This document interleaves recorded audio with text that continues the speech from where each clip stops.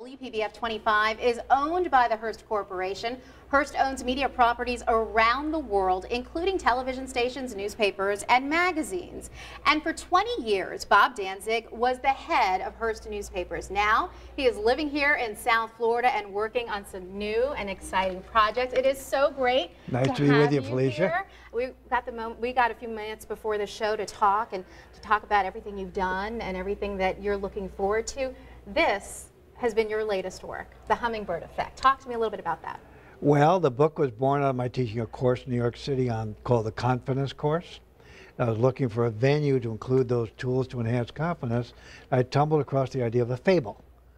And at the moment I tumbled across that idea, my second daughter, Marcia, called me very excited that the hummingbirds had returned to her feeder after the winter. And that prompted me to look into hummingbirds, and I created these characters to be both the need for confidence and the vehicle to install confidence. And from that flowed a book, and I decided I should do an e-book, a digital book. I've never done this before. Just to learn that world. Yeah, this was a new venture for you. I mean, because you go back, you know, so many years in the Hearst Corporation. You started as a paper boy, you said, in the circulation department, and then you run the newspaper division, and then an e-book. Did you ever think in a million years you'd be putting out an e-book? No, I did not. I didn't know what the word meant until I read about e-books outselling standard print books so well. I decided I should join that journey, and therefore I went to a Florida publisher, a digital publisher, Telemachus Press, and they guided me through the process, and now here we are. Yeah. We're launched, and it's very exciting. And the reaction has been great, I would imagine. Yes, people love the idea of the fable. In fact, I've just hired a guy to convert this into a movie script for an animated feature film, and it's moving along very nicely now. So we may very well see the Hummingbird Effect on the big screen. Could happen. All right. Could happen. All right, yes. Bob Danzig, thank you so much for joining us today. Everybody here at the station has been so excited to have you. Thank and I know Felicia. We're going to get some time to talk a little bit later as well. Glad to be with you. Thank you very much. Thank you. And look for this, because, you know, this is going to be a good one. Back to you, Paul. Just going to look at me and ignore these guys back here. Okay, gotcha. You say that to me all the time. I know, I do. I say that a lot. Let me ask you this, because you know, people know you for everything that you have done. You're an author and a motivational speaker, and you were, you know, the head of the Hearst newspaper group for so many years. But it wasn't always, you know, success didn't come easy for you. It came at a price. Can I take you back to your childhood? And if you could talk to me a little bit about what that was like and everything you went through as a kid. Well, I grew up in foster homes. My birth parents divorced when I was 2 years old. Put me in the foster care system, and I say I lived in 5 different foster homes because that's all I remember. But when you're 2 years old, you're just going from foster home to foster home, but I was probably in 16 or 17 different foster homes. I never remember being abused. I never remember being loved. I remember feeling like I was neutral. In fact, once I became conscious of feelings, the word I used about myself was driftwood. Felt like I was driftwood going from place to place. When I was 11 years old, Felicia, I met a social worker. Her name was Mae Morse. She had moved me to another family.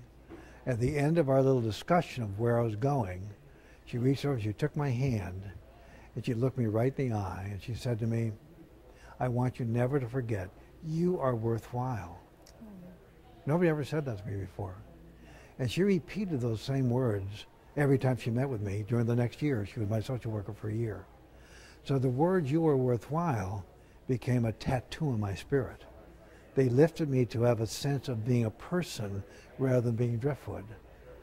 And then, this is a little bit beyond that childhood, in the foster care system, they get you a room in a house when you graduate from high school and a job. And I got fired from my first job. I made a mistake. But was that at the paper? No, that was at Montgomery Ward's department store. Okay. I hit the foreman with a mattress by mistake and got fired. Now, I was only 16. I was going to be 17 the next November. And I got a job at the newspaper as the office boy in the circulation department. It happens that the office manager, her name was Margaret Mahoney, had been a foster parent. And she later told me that when she found out I came to the foster care system, it incented her to take an interest in me. And one day we were covering complaint phones on a Saturday morning, so I wanted to see you in my office. I was scared to death I'm going to get fired again, twice in 5 months. And we sat down, and she said to me, I've been the office manager here for 15 years, and I've been observing you. And I believe you are full of promise. It was an electric moment to have somebody in authority, a woman in authority, say to me, this office boy, that she thought I had potential. I never thought of that. I thought just getting a job. And her words never left me. They were like warm milk pouring over me.